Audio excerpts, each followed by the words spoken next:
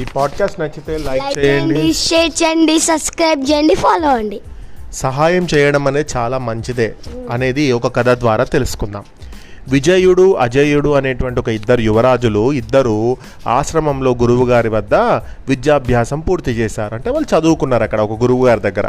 వారిని తిరిగి రాజ్యానికి పంపేలోపు ఒక చిన్న టెస్ట్ పెట్టాలని ఆయన గురువుగారు అనుకున్నారు. ఓకేనా? సో నాయన, మన ఆశ్రమానికి 70 కిలోమీటర్స్ దూరంలో కొన్ని అడవిలో ఉండే వాళ్ళ జాతుల వాళ్ళ గుహలు ఉన్నాయి. అంటే ఆ అడవిలో ఉండే వాళ్ళు ఉంటారు కదా, అడవి జాతి మనుషులు ఉంటారు కదా, సో వాళ్ళ గుహలు ఉన్నాయట. వాటిలో అమూల్యమైన ఒక మణి అంటే ఒక డైమండ్ ఉంది. దాన్ని ఎవరు తొందరగా తీసుకొస్తారో వారే ఈ పరీక్షలో విజేత అని చెప్పాడట. దాంతో ఆ యువరాజులు ఇద్దరు కూడా గుహలను వెతుక్కుంటూ బయలుదేరారు. అయితే వెళ్తూ ఉంటే మరి ఇది ఒక టెస్ట్ కదా, అంత ఈజీగా ఆ గుహలో ఉన్నటువంటి డైమండ్ దొరుకుతుందా?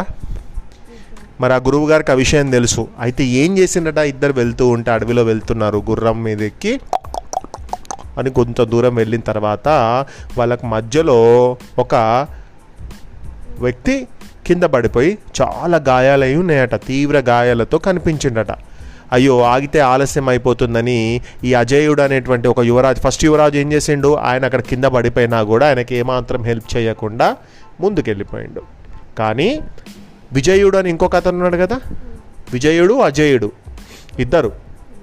విజయుడు ఏం చేసిండట, అరే పాపం కింద పడిపోయింది కదా ఎవరో ఇతను, ఇంత తీవ్ర గాయాలైనాయి కదా, ఇతనికి పాపము మనం హెల్ప్ చేయాలి అనుకొని ఆ మరకతమని అంటే ఆ డైమండ్ గురించి ఆలోచన చేయకుండా కిందికి దిగేసి అతనికి కొంచెం హెల్ప్ చేసి ఒక దగ్గర చెట్టు కింద కూర్చోబెట్టి, ఎవరు నువ్వు, ఎందుకు నీకు ఇట్లా దెబ్బలు తగిలినాయి ఏంటి అని అడిగిండట.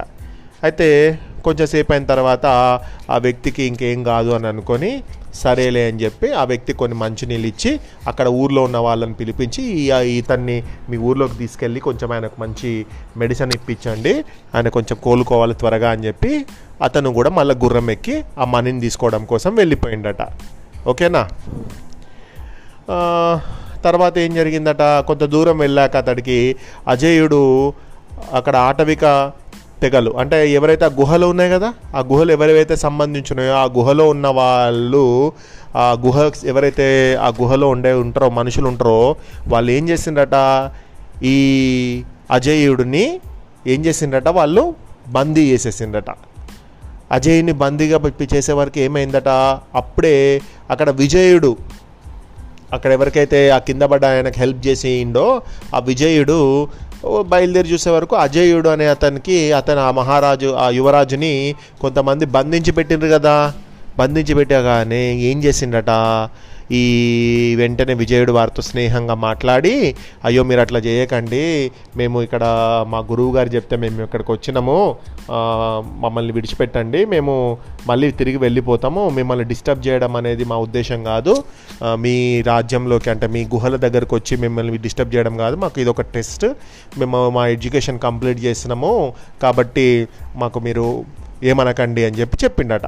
వారితో స్నేహంగా మాట్లాడేసరికి సరే అని చెప్పి వాళ్ళు చాలా హ్యాపీగా ఫీల్ అయిపోయి, అతను మంచిగా మాట్లాడు, రాజు లాంటి వాడు అంటే యువరాజు కదా, యువరాజు ఇంత మంచిగా మాట్లాడిండు, ఈయన యువరాజు, ఇంకొక అతను కూడా యువరాజులను మనం ఏం చేయొద్దని చెప్పి, అంతేకాకుండా ఏం చేసినట్ట, వాళ్ళు విజయుడిని గుహల వద్దకు తీసుకెళ్ళి ఆ మనీని కూడా ఇచ్చిండట. ఇదంతా ఎలా సాధ్యమైందో ఈ అజయుడికి అర్థం కాలేదు. ఏంటి విజయ, నన్నేమో అందరు బంధించరు, నేనేమో ఎవ్వరు బంధించలేదేంటి అని అడిగిండట. అప్పుడు విజయుడు ఏం చెప్పిండట, చూడు, నువ్వు దారిలో నీకు కింద పడి దెబ్బలు తగిలి ఉన్న ఒక అతన్ని కనిపించిండు, మరి అతను నువ్వు సహాయం చేసావా? చేయలేదు, ఎందుకంటే లేట్ అవుతుందని నేను ఇక్కడికి వచ్చేసాను, కానీ నేను సహాయం చేశాను అతనికి. అప్పుడు దారిలో గాయాలతో కనిపించిన వ్యక్తి వీరి చేతిలో దాడికి గురైన వాడే. వాళ్ళు ఏం చేసిండట అంటే అతన్ని కొట్టిండ్రట. ఈ అడవిలో ఉండే మనుషులు ఉన్నారు కదా, ఈ అడవిలో ఉండే మనుషులే అతన్ని కొట్టి పంపించిండ్రట. అయితే కొట్టి పంపించినప్పుడు ఏం జరిగిందట, వాళ్ళు ఎలా ప్రవర్తిస్తారు, వాళ్ళు ఎట్లా కొడతారు, వాళ్ళని ఏ విధంగా వాళ్ళు మాట్లాడితే మంచిగా వాళ్ళకి అర్థమవుతుంది అనే విషయాలన్నీ నేను తెలుసుకున్నాను. కాబట్టి నేను వారిని నా మాటలతో నేను వాళ్ళని మెప్పించాను. నేను వాళ్ళకి ఏం చెప్పినా అంటే ఇక్కడ నేను వాళ్ళకి అర్థమయ్యేటట్టు చెప్పిన, మిమ్మల్ని డిస్టర్బ్ చేయడానికి రాలేదు, మిమ్మల్ని మేము ఏం చేయడానికి రాలేదని వాళ్ళకి అర్థమయ్యేటట్టు నేను చెప్పిన. దాన్ని బట్టి వారు కూడా నా మాటకు యాక్సెప్ట్ చేసిండ్రు. కాబట్టి నిన్ను ఇద్దరిని విడిచిపెట్టిండ్రు. కాబట్టి వాళ్ళు అంతేకాకుండా మనం యువరాజులమని వాళ్ళకి ఎక్స్ప్లెయిన్ చేస్తే వాళ్ళు మనకు ఒక మనీని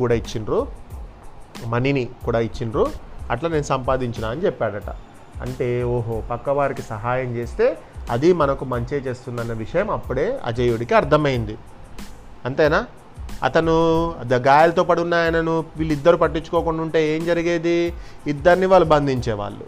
కానీ గాయపడిన వారికి హెల్ప్ చేయడం వల్ల ఆ గాయపడిన అతను మీరు ఎటువైపు వెళ్తున్నారు అని వీళ్ళని అడిగితే మేము ఆ గుహల వైపు వెళ్తున్నామంటే, అమ్మో గుహల వైపు వెళ్ళకండి, నేను వెళ్తేనే నాకు ఇన్ని దెబ్బలు తగిలినాయి, వాళ్ళకి అర్థమయ్యేటట్టు మనం మాట్లాడాలి, నేను ఆ పని చేయలేకపోయినా మీరు మాత్రం ఒకవేళ దొరికితే ఖచ్చితంగా వాళ్ళకి అర్థమయ్యేటట్టు మాట్లాడండి, వాళ్ళను మీరు ఏదో వాళ్ళకు అపాయం చేయడానికి మీరు వచ్చిందని వాళ్ళు అనుకుంటారు, కాదు వాళ్ళకు మీరు హెల్ప్ చేస్తారు ఫ్యూచర్లో అని చెప్పేటట్టు మీరు చెప్పండి అని అంత సీక్రెట్ చెప్పిండు. కాబట్టి వాళ్ళని ఏం అనలేదు అన్నట్టు వాళ్ళు. సో అర్థమైందా? సో మనం ఒకళ్ళకి మంచి చేస్తే మంచితనం అనేది మనకి ఎప్పటికైనా పే బ్యాక్ అవుతుంది. ఓకేనా? సో ఇది ఒక కథ. అందుకే సహాయం మంచిదే అనేది ఈ స్టోరీ ద్వారా తెలుసుకునేటువంటి నీతి.